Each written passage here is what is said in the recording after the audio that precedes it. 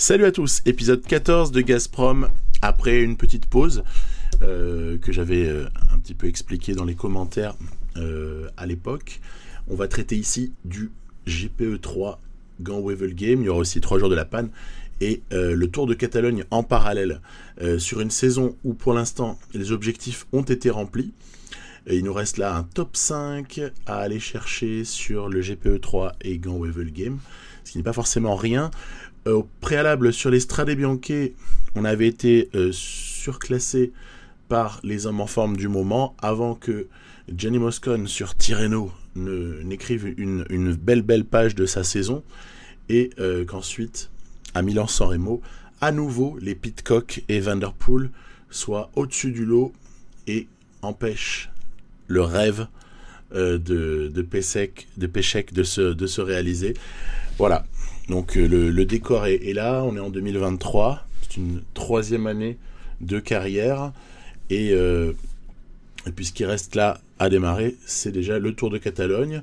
Donc une équipe plutôt jolie, si on regarde les notes, puisqu'il y a Walter qui est présent, il y a sur la fin de son pic de forme de Paris-Nice, Galkuk, on a également le petit Rodionov qui avait été performant sur les semaines précédentes, notamment UAE et Paris-Nice, et puis ben évidemment on est quand même dans un creux de saison, il faut quand même l'annoncer tout de suite, puisque ce qui est en ligne de mire, c'est le Giro, à ce moment-là. L'équipe alignée ici en Catalogne est constituée quasi intégralement de coureurs qui seront également sur le Giro. Je pense qu'il y a juste Tiberi qui n'est pas présent, le jeune Tiberi, qui sera bien utile également sur ce Giro à venir. Et dans cette première étape, de manière assez traditionnelle, il y a une échappée comme ça qui s'est constituée. Et puis nous, on n'avait pas réellement les moyens de sortir, en fait, de sortir pour se mêler à cette échappée, pour éventuellement faire les GPM et tout ce genre de choses, ou même postuler à une victoire d'étape, on ne sait jamais. On sait que sur celle-là, il y a moyen de gagner. J'ai pas pu et voulu trop tenter ce coup-là. Allez, dernière petite difficulté du jour, vous voyez, ça roule pépère, le peloton est quasiment encore dans son intégralité, il y a plus de 120 coureurs au sommet principal de l'étape avant d'attaquer la toute fin, grosse descente, puis légère difficulté, et ça devrait terminer probablement au sprint ce jour-là. Alors il n'y a pas un plateau de sprinter tellement on va dire imposant, ouais, c'est un petit peu le fail de ce Tour de Catalogne, je trouve, c'est que au niveau des sprinters, on n'est pas, voilà quoi, je sais même pas s'il y a un sprinter de métier du top 15 mondial du moment dans cette carrière, donc c'est assez spécial, et du coup, eh bien, ce sont certains punchers qui vont essayer de se disputer la victoire d'étape ici. On va sprinter un petit peu comme ça, pour voir. J'ai envoyé Walter sprinter, je fais pas trop, mais là, ça va être le cas. Regardez, qui est-ce qui va surgir de sa boîte ? En fait, c'est quand j'ai vu que Walter pouvait peut-être gagner avec le résidu de barre qu'il avait. Mais non. Sur la ligne, il se fait sauter par Pierre Latour. C'est énorme. Bernal 3e, Pogačar 4e, vous voyez.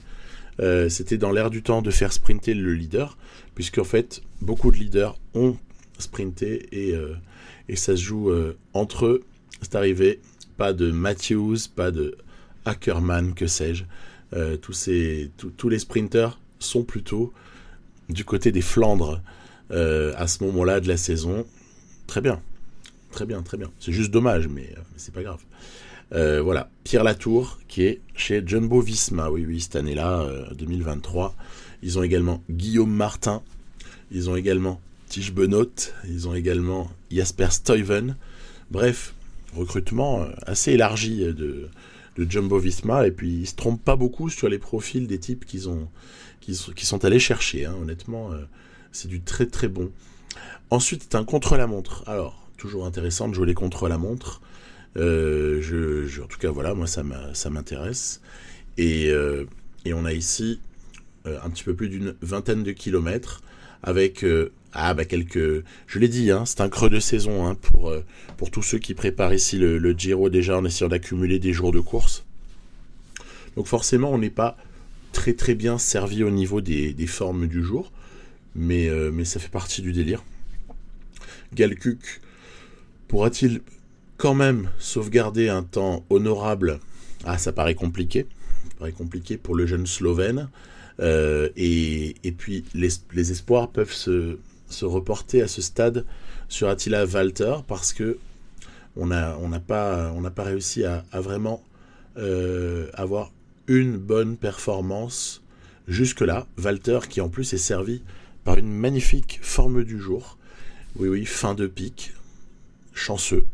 Juan Denis, Tobias Foss, Benjamin Thomas sont à ce stade-là en tête du classement provisoire de l'étape. Valter s'était lancé. Pogačar est présent également sur cette course. Bernal, on le verra aussi, mais de manière un petit peu plus discrète. Et Pogačar va réaliser un temps très très correct avant que n'en finissent les tout meilleurs au classement général à l'issue de la première étape. Donc on s'aperçoit ici que Valter était pas ridicule. 30 secondes environ, première intermédiaire. Et ça fera combien sur la ligne? Ça fera 45, ça va. Perdre 45 secondes sur plus de 20 bornes face à Juan Denis, il n'y a pas de quoi rougir. Et ben voilà, c'est comme ça que va s'achever ce contre-la-montre. Juan Denis donc s'impose. Tobias Foss, j'avais hésité à un moment donné à essayer de voir si je pouvais pas recruter ce coureur-là. Après, ça n'avait pas matché au niveau des finances. On n'avait pas les moyens d'aller chercher trop de coureurs. On sait qu'on est en budget un peu limité dans cette carrière. Et puis, c'est très bien comme ça, en fait. Attaquons maintenant quelques Flandriennes qui seront comme ça saupoudrées entre des étapes de Catalogne. Ici, ce sont les 3 jours de Bruges-la-Panne. Alors, enfin, sur un jour, bien sûr. C'est marrant parce que je n'avais pas retouché le variant et il me semble qu'on nous a mis là un variant qui pourrait ressembler à une étape, par exemple, de Tour de Benelux ou quelque chose comme ça.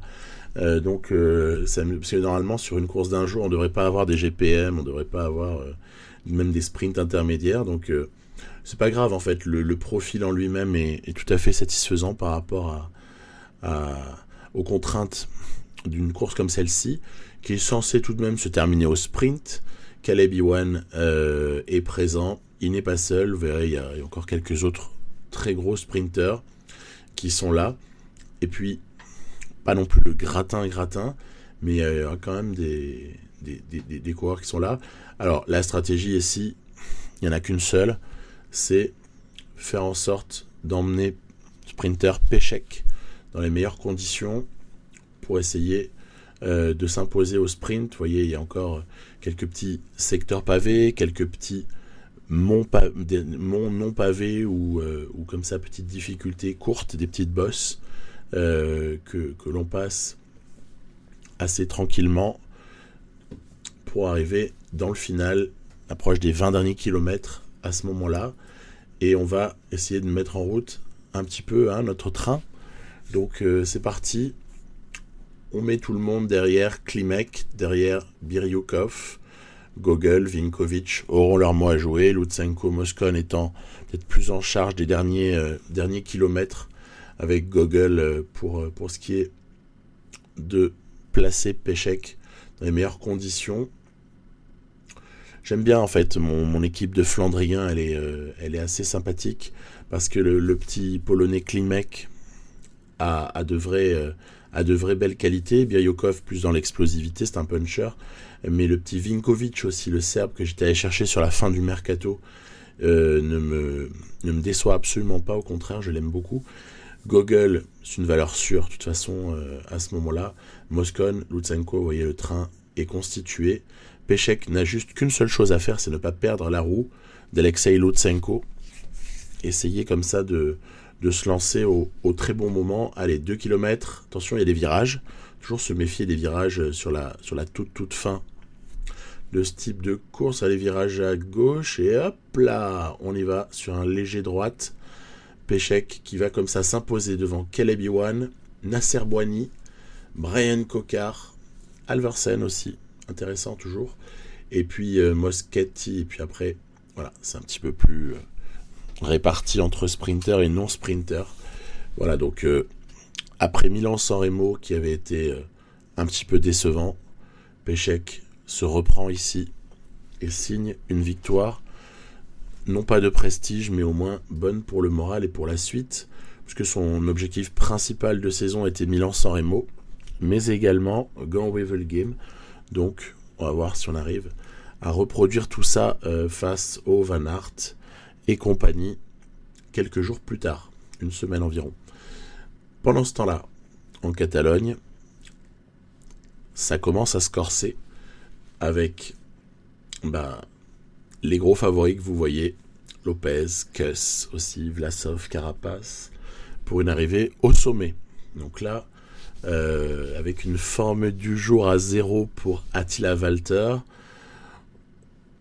on se doute que ça va pas être facile en fait. Voilà, ça va pas être facile. Il y aura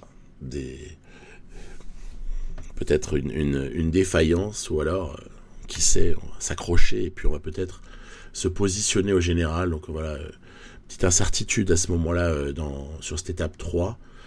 Marc Padoun aussi a pas mal évolué. Ouais, il est intéressant, je crois. Il tutoie les 78-79 de montagne. Il s'est bien développé. Allez, on y va. Ascension, il reste une dizaine de kilomètres. À ce moment-là, c'est Bahreïn Victorious qui fait le train là-haut. Et puis nous, on commence à avoir nos équipiers qui s'effacent petit à petit. Galkuk restera le meilleur d'entre eux pour essayer d'épauler Attila Valter le plus loin possible. Prend pas la course à notre compte, on n'en a absolument pas les moyens. On essaie juste de s'accrocher, on sort les rames et Dumoulin ici qui relance, Pogacar qui attaque, Latour, Jack Haig qui suivent, Vlasov qui sort, absolument pas les moyens, on se range sur le côté. Moi je n'ai de chance de postuler à quoi que ce soit que si ça revient collectivement et que devant ça s'épuise. Ça n'a pas l'air d'être le cas. Pogacar, Latour, Jack Haig, les trois semblent en difficulté, à l'exception peut-être de Latour, qui a l'air un petit peu mieux sur sa cinématique de pédalage. Higuita aussi essaie de faire le jump. Il y a deux mecs qui sont rentrés là. Allez, et Latour lance le sprint. Ouais, un petit peu loin, purée, ça accélère, on va dire, ça attaque. Pierre Latour, surpuissant sur ce coup-là, qui va comme ça, maintenir son avance sur Pogacar, sur Carapaz, sur Gegenhardt. On voit quand même une performance honorable de Wout Poels. Voilà, ça a été déjà un premier juge de paix sur ce Tour de Catalogne. Les écarts vont peut-être pas être immenses au sommet, mais on peut déjà voir qu'il y a une certaine hiérarchie qui s'est mise en place. Ici, victoire donc pour Pierre Latour. Sur la note de montagne, il n'y a pas grand-chose à dire. On peut envisager qu'un 80 comme ça, qui très très probablement sous pic et avec de bonnes formes du jour, puisse comme ça taper des mecs avec une note un petit peu meilleure que lui. Et puis c'est déjà une deuxième victoire d'étape à ce moment-là pour Latour. Donc l'air de Jumbo-Visma lui fait du bien. Et on attaque une étape a priori encore un petit peu plus difficile, étape 4. Voilà, c'est les 3 et 4 qui sont les plus délicates, les plus fortes au niveau du pourcentage de ce Tour de Catalogne. Après, 5 sera un petit peu plus pour les baroudeurs ou les punchers. 6 à la limite s'adresserait à un sprinter, mais faudrait-il qu'il y en ait. Et puis la 7e, on la connaît, c'est toujours celle de Montjuic. Donc voilà, les formes ne sont pas encore une fois très très positive. Walter à 0, ça sent pas bon. Ça sent pas bon. Et on va voir de quelle manière est-ce qu'on pourrait peut-être résister. Jumbo Visma qui était bien au travail à un moment donné. On aura Ineos qui va s'impliquer également pour ce qui est d'éliminer des coureurs du peloton accélérant. Par d'autres moments, vous avez comme ça Astana qui fait le boulot parce que Vlasov est là et que Vlasov, quelqu'un sur qui on doit compter. Movistar aussi a pu participer à un moment donné à mener le peloton. Vous voyez ici, vraie accélération. On commence à souffrir un petit peu à droite à gauche. Seuls 3 coureurs conservent encore de quoi suivre les meilleurs. Évidemment, Walter, Rodionov et Kuk, on n'est pas vraiment surpris, c'est logique. Et voilà, petit passage au sommet, ouf, grosse descente. Et derrière, ce sera l'ascension finale. Alors, on va essayer de récupérer un petit ravito par-ci. Et la montée finale, la voici, regardez, très très longue hein, quand même. Hein. On est entre 15 et 20 km d'ascension, avec McNulty, comme ça, qui s'est porté à l'avant, Pau Pulse, qui est également là-bas. Regardez, les deux vont planter une petite première banderille hein, à 11 ou 12 km du sommet. Moi, j'essaie de répliquer plus par l'effort curseur à la sortie de favoris, hein, Pogacar, Latour, Vlasov, vous apercevez, il y a même Masnada l'italien de Koenig Quick-Step qui s'est incrusté. McNulty, Hindley relance, Vlasov, Pulse sont plus raisonnables. Caruso, il est bon, hein, il est bon Caruso. Dans cette partie aussi, il fait une très belle partie globale. On est avec Pogacar, on est avec Gegenhardt, c'est toujours bon signe. Est-ce qu'on va réussir à rentrer tout doucement, profitant du travail des uns et des autres? Bah non. Regardez là, il vaut mieux s'écarter. Il reste presque plus de barre hein, pour Attila Walter. Si on veut pas terminer en défaillance, il faut plutôt essayer de gérer, je crois, ce qui reste. De toute façon, on se serait fait exploser assez rapidement si on avait voulu suivre les tout meilleurs. Et on va se retrouver voilà, dans un groupe du Moulin Landa avec 2 autres Jumbo Visma, alors que devant, ça va s'expliquer pour la gagne. C'est parti. Carapace, Jack Haig ont une petite longueur d'avance, 30 secondes, hein, c'est pas mal, sur le gros des favoris. Et vous allez voir que quelque chose d'amusant va se produire. Il y a quelqu'un qui va nous accélérer tout ça. Regardez-moi le Vlasov. Non, c'est Gegenhardt. Énorme Tao Gegenhardt qui ici reprend tout le monde et va même jusqu'à s'imposer sur une accélération prodigieuse au moment où plus personne n'avait vraiment de force.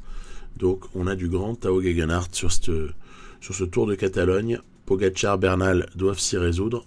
C'est pas pour eux, en tout cas pas pour le moment. Et puis alors vu le profil des étapes restantes, c'est quand même un petit peu mal engagé pour les 2 stars sur Grand Tour que sont Pogacar et Bernal. Donc voilà, Gegenhardt va prendre ici le classement général provisoire et c'est déjà une belle perf. Carapace, moi je croyais que Carapace allait s'expliquer avec Haig, sincèrement je pensais que ça allait au bout et en vérité ce retour de Tao m'a vraiment stupéfait. Nous sommes au fond on est loin, hein, on est 25e je crois avec Walter à ce moment là au général. Il n'y a pas grand chose à dire. Voilà, 26e à 3,40, la messe est dite, il n'y a pas grand chose à espérer. On va viser une victoire d'étape maintenant, hein, obligé, hein, pour essayer de sauver notre Tour de Catalogne au moment où le GP de l'E3 s'annonce. Lutsenko est programmé plutôt pour le Tour des Flandres, Amstel et Liège avec Flèche Wallonne. Donc c'est normal qu'il ne soit pas encore sous pic. En revanche, les Flandriens purs sont déjà sous pic de forme. Et on a beaucoup d'espoir ce jour-là sur Gianni Moscon, bien sûr. Klimek tente de partir dans l'échappée. Je sais que j'aurai une fois une carte à jouer avant qu'éventuellement il ait un peu plus de notoriété, Klimek, et qu'à ce moment-là, on le surveille un peu plus et qu'on l'empêche de partir. En l'occurrence, ici, le groupe de 4, et avec Daniel Hoss, avec notamment aussi Magnus Cort Nielsen, était intéressant. J'avais bien aimé ce début d'échappée. Le problème, c'est que derrière, en fait, ça roule très très fort. De Koenig Quick-Step, notamment, Bora Hansgrohe, on voit aussi Ami quelqu'un. Jumbo-Visma de Van Aert également surveille les opérations, ce qui fait qu'en fait, on n'ira pas très très loin. Il y a aussi un équipier de Van Der Poel qui participe à la poursuite. Donc compris, Klimek n'a pas de bon de sortie. Peut-être pas que lui non plus, hein, mais en tout cas, il ne fait pas partie de ceux qui avaient le droit de partir en échappée. Il faut s'y résoudre. Alors on se rabat et on joue autrement. On va essayer de jouer plutôt sur la longueur, sur l'endurance, sur aussi le passage au vieux Quarmont qui interviendra dans les 40 derniers bornes de la course. C'est interverti hein, par rapport à ce qu'on connaît du Tour des Flandres. Ce sera vieux Quarmont, puis Paterberg. Hein. Ce ne sera pas l'enchaînement contraire comme on a 8 jours plus tard, 9 jours plus tard sur le Tour des Flandres. Restons placés, voilà, ça accélère, il y a des petits groupes qui se constituent, il y a des cassures, il y a aussi des coureurs comme ici, Peter Sagan, qui perdent un petit peu leurs espoirs de victoire sur une chute ou sur une crevaison. Et c'est ainsi comme ça que certains sont éliminés. C'est toujours comme ça hein, sur ces courses, toujours intéressant. On essaie de rester placé ici, pas se consommer trop. Oui, j'ai dit une bêtise juste avant, c'est justement l'inverse. C'est pas vieux Quarmont, Paterberg, c'est l'inverse. Eh bien oui, sinon on est sur le Tour des Flandres. Donc Paterberg d'abord, se positionner à l'avant, absolument, pour ne pas se faire enfermer sur un côté ou que sais-je, et subir une cassure très très bête, surtout qu'on a une belle forme du jour. On a encore des équipiers, Klimek, Gogl, Lutsenko, sont présents pour entourer Gianni Moscon. Et d'ailleurs, on va essayer peut-être de rouler ici pour profiter de cette transition entre Paterberg et Vieux Quarmont pour positionner Moscon le plus haut possible. Allez, c'est parti. Attaque de Klimek, Gogl dans la roue, Moscon calé derrière, Lutsenko va être juste. Hein. Lutsenko va devoir lâcher, évidemment. C'était pas son jour, -3, tu oublies tout. Attention, Van Der Poel et Van Aert sont présents. Donc, on n'a pas réussi à duper l'ennemi. Les échappés ont été repris, bien évidemment. Et Van Der Poel est déjà parti, il a contre-attaqué. Il est en super forme. Et Van Aert s'apprête également à le rejoindre. J'ai préféré ne pas bousiller la barre de Gianni Moscon en prenant tout de suite la roue de Van Aert, en me disant qu'il y avait peut-être moyen de revenir ici, regardez. Après, le problème, c'est que ça manque aussi de soutien pour rouler sur les deux phénomènes. Hein. Donc Moscon, à un moment donné, me dit, de toute façon, nous ne rentrerons jamais si on compte uniquement sur Casper Asgreen, qui n'avait pas l'air d'être dans le meilleur jour de sa carrière. Et du coup, on se retrouvait ici un peu piégé quelque part, à devoir faire l'effort tout seul face à deux hommes. Ouf, et les reprendre, se caler dans la roue. Trio en tête de course avec plus d'une minute d'avance, il reste 17 km.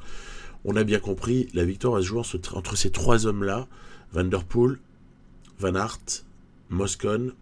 Alors moi, j'en ai plus beaucoup de la barre. Hein. C'est très très délicat. Il faut absolument laisser les deux autres se relayer et récupérer dans la roue de l'un des deux, en espérant qu'il ne plante pas une attaque tout de suite, qu'il nous laisse un petit peu reprendre de la barre avant. C'est un petit peu le cas pour Gianni Moscon ici, mais sauf que, regardez, accélération de Van Aert, suivi par Van Der Poel, bien sûr. Consommation de barre rouge, il reste plus grand chose. Top, top, top, top. Arrêtez les gars. Eh non, ils n'ont pas arrêté. Ils vont pas s'arrêter pour nous non plus. Hein. Donc, Moscon perd la roue ici. Des deux phénomènes flandriens. Van Der Poel, Van Aert sont donc en tête de ce GP de l'E3. Moscon se retrouve un petit peu coincé entre les 2 hommes de tête et le groupe de poursuivants qui est quand même à plus d'1 minute, donc il y a peut-être l'espoir de sauvegarder un podium, ce qui serait déjà très très honorable. Et sauf que derrière, regardez, ça a commencé à rouler de plus en plus fort. Il y a Trentin, il y a Asgreen derrière, il y a Alberto Bettiol, il y a comme ça un certain nombre de coureurs. Et devant, par contre, l'explication aura tourné court. On n'aura pas de sprint. Van der Poel a lâché Van Aert dans le dernier ou les derniers kilomètres. Moscon sauvegarde sa 3e place. Bettiol 4, Sénéchal 5. Christophe Laporte, Lampart, Van Avermaet et compagnie viennent compléter. Voilà. Podium. C'est le verre à moitié vide et à moitié plein.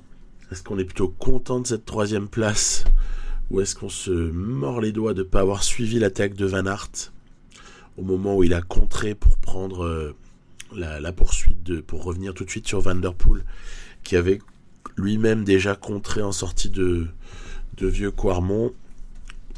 Pas évident à dire.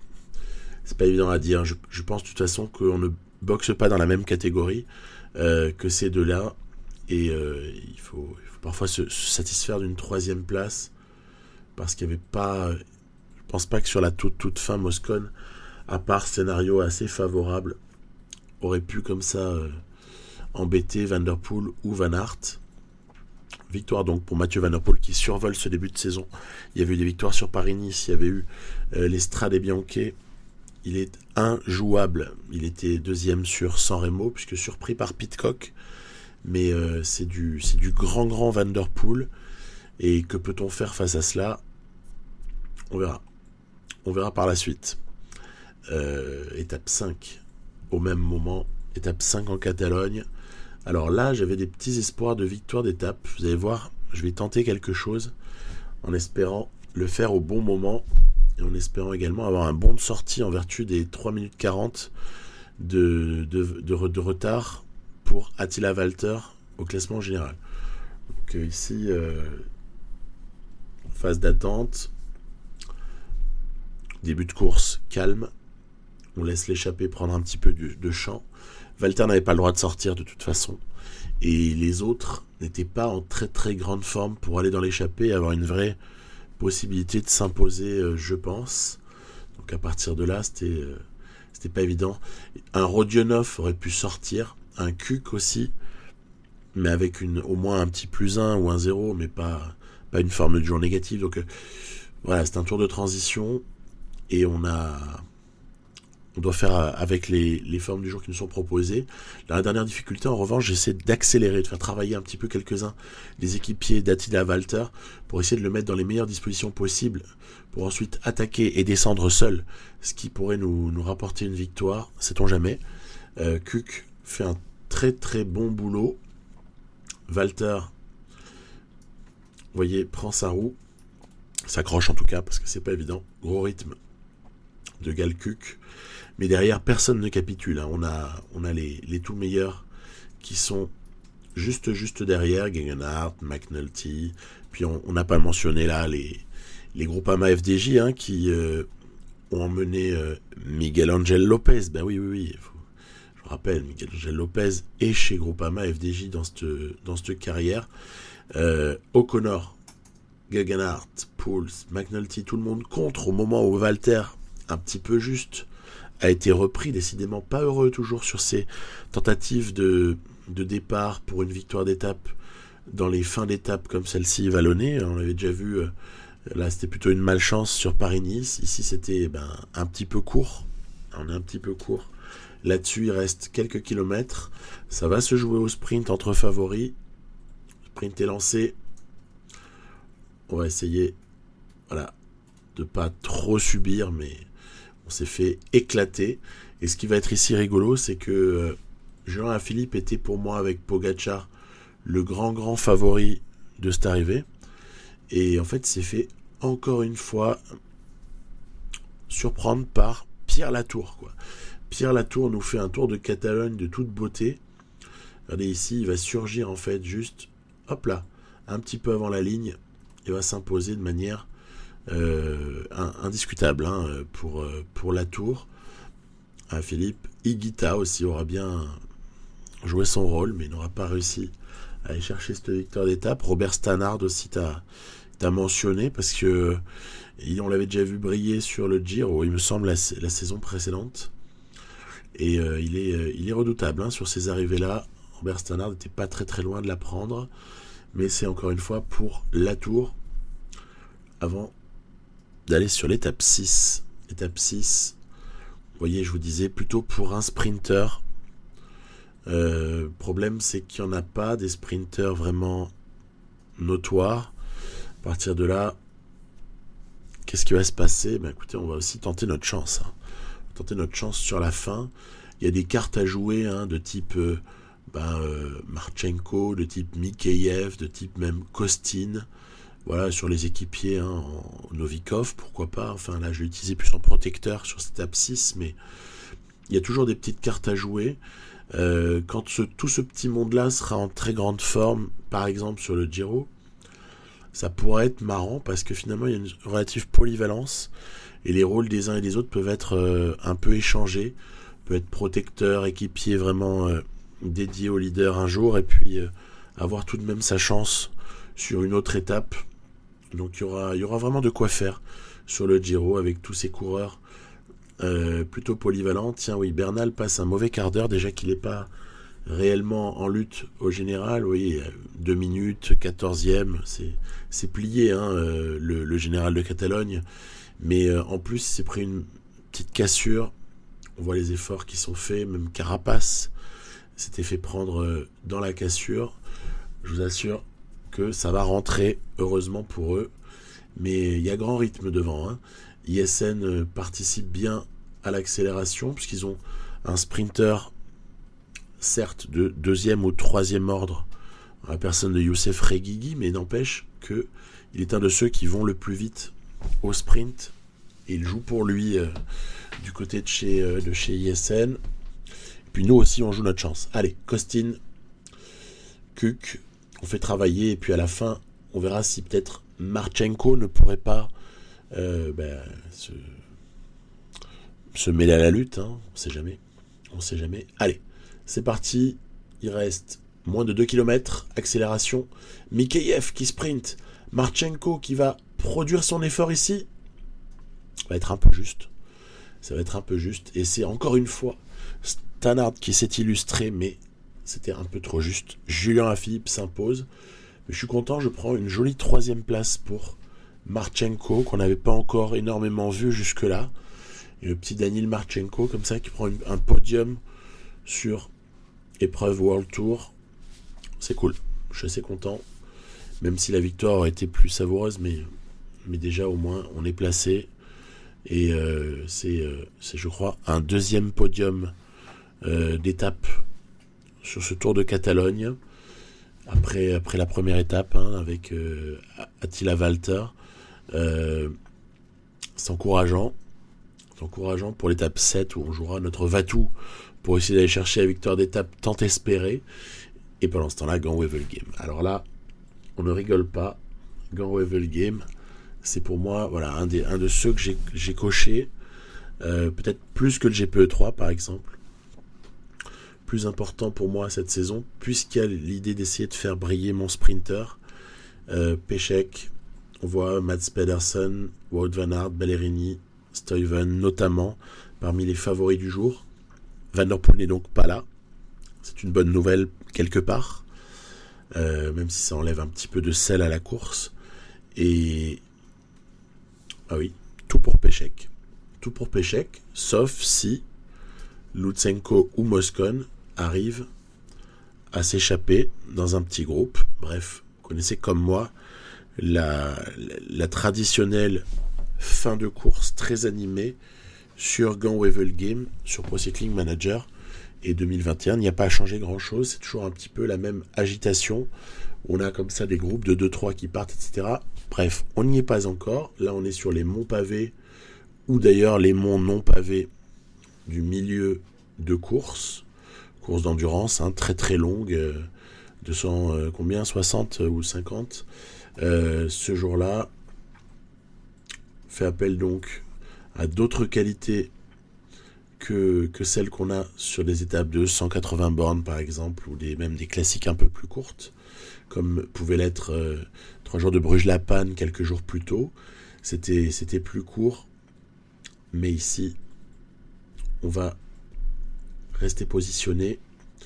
Ici c'est le passage non pas au Kemmelberg, mais si, normalement c'est le retour du Kemmelberg, je suis désolé, mais là il n'y avait pas photo. Oui, bien sûr, en milieu de Gand-Wevelgem, quand tu prends un secteur pavé comme ça, c'est le Kemmelberg dans l'autre sens. Et puis on va y repasser une dernière fois, mais dans le sens contraire. Voilà, bientôt. On a pris les commandes de la course sur ce secteur-là. Moins de 40 km, Kemmelberg en approche.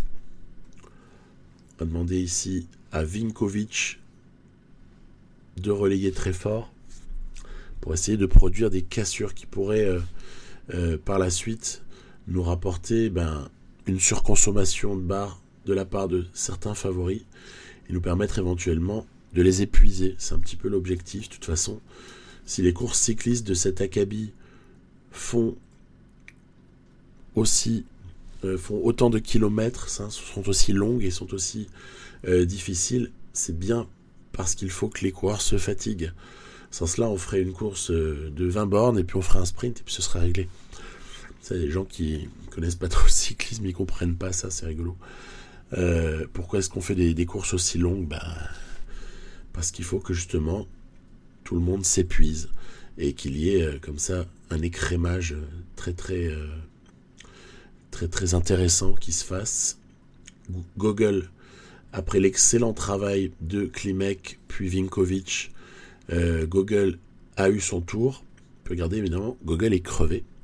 Donc qu'est-ce qu'on va tenter ? Par contre là, petit plan B, c'est un départ de Lutsenko. Quand même. Lutsenko suivi par Wellens et Anthony Turgis.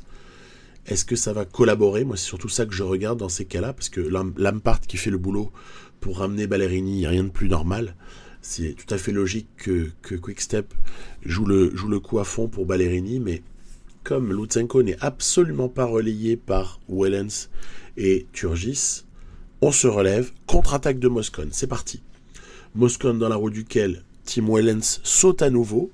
Vous allez me dire, il y a un vrai écart là, hein, on est d'accord ? On est d'accord qu'il y a un vrai écart. Moscon va-t-il conserver sur 7 km cette avance-là ? Il faudrait qu'il soit relayé par Wellens. Wellens, relaye s'il te plaît. Passe. Wellens ne passe pas.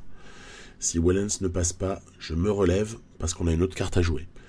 L'autre carte à jouer, c'est contre-attaque de Lutsenko à nouveau. On y va ? Allez, c'est parti. Pendant ce temps-là, j'ai calé Péchec dans une bonne roue. On voit bien que ça n'est pas probant. Le sprint arrive bientôt. Moscon lance de loin. Et surtout, Simon Péchec lance de loin pour s'imposer ici. Alors c'est du grand classique Gand-Wevelgem sur PCM. Cette toute fin de course. Avec un coureur qui lance le sprint de manière opportune.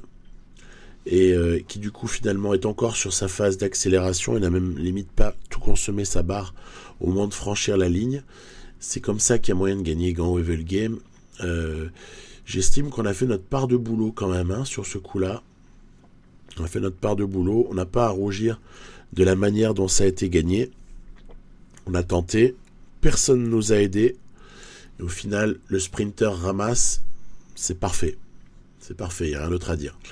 Et puis surtout, c'est une victoire qui me console quelque peu de ce qui s'était passé au préalable sur Milan-San Remo, ou même sur Paris-Nice, où Péchec n'était pas arrivé à choper l'étape qu'on pouvait espérer.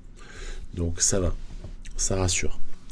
Étape 7, pour terminer l'épisode. Étape 7 en Catalogne, pour voir un peu s'il se passe quelque chose là-bas, ou si on est sur un statu quo et une victoire au général de Gegenhardt, au nez et à la barbe d'un Latour qui aura été omniprésent. Latour va-t-il faire la passe de 4 ? Ce serait rigolo. sur cette étape. Allez, Dumoulin, on se souvient de son doublé l'année qui avait précédé, en 2022, dans cette carrière. On n'attendait pas forcément. Giro Vuelta. Semble être plus compliqué pour lui. Cette année, ce sera pas forcément la même chose. Déjà, à commencer par le Giro, où j'espère bien que Valter terminera devant Dumoulin, si jamais ce dernier est aligné. Les enchaînements traditionnels, montée, descente de Montjuïc. On essaie de rester positionné. Ça accélère à un tour de la fin. Ça accélère. Tout le monde dans l'équipe a apporté sa petite aide à Attila Valter, sur lequel je vais compter au moment du dernier passage au GPM là-haut, même s'il n'y a pas de points qui sont octroyés sur ce dernier passage. On va essayer de faire une très très grosse dernière montée. C'est parti. Prendre la roue comme ça de certains. Les équipiers que vous apercevez, ils ont un tour de retard. C'est pas des échappés repris. Ils ont un tour de retard déjà. Valter qui attaque. C'est parti. Valter, avec son 79 de descente, va-t-il le faire jusqu'à la ligne? On est à blinde là. On fait tout ce qu'on peut. Julien Alaphilippe, le vilain, il veut nous priver de la victoire, Julien. Et Gegenhardt dans la roue, Vlasov. On est obligé de lancer. De très très loin. Personne ne nous a laissé sortir réellement. C'est très très compliqué. Regardez qui va revenir. On va se faire poser sur la ligne. Voilà. Dommage. C'est Reguigui qui revient, qui s'impose au nez à la barbe d'Attila Valter avec Julien Alaphilippe. C'est bien, Philippe. Franchement, bravo. Tu fais le boulot, tu ramènes tout le monde. Puis en plus, tu gagnes même pas, quoi. Donc, c'est somptueux.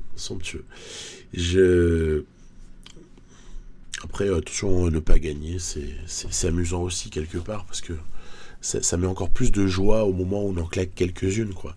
Mais par contre, là, le scénario est ridicule, quoi. Mais c'est complètement ridicule. Reguigui qui vient comme ça gagner sur cette étape. Enfin bref, tout était à jeter en fait. Tout était pourri. Top 20 général pour Valter. Très bien. De toute façon, on n'avait pas d'attente particulière. La Tour pour le classement par points. Gegenhardt, évidemment, a remporté ce Tour de Catalogne. McNulty prend le classement le meilleur jeune. Et Pogacar, bec dans l'eau. Il n'a rien gagné. UAE non plus. Enfin, en tout cas, Pogacar n'a pas remporté quoi que ce soit sur ce Tour de Catalogne. Vous voyez le programme, les temps à venir, à travers la Flandre, Tour des Flandres, un petit peu de Pays Basque, mais à mon avis, je ne m'y attarderai pas. Et puis l'interversion du calendrier Amstel-Roubaix. Ça me fait vraiment bizarre. L'interversion Amstel-Roubaix, waouh, il va falloir que je m'y fasse. On a quelques victoires cette saison, mais on survole rien. Et c'est très bien comme ça. À plus. Bye bye.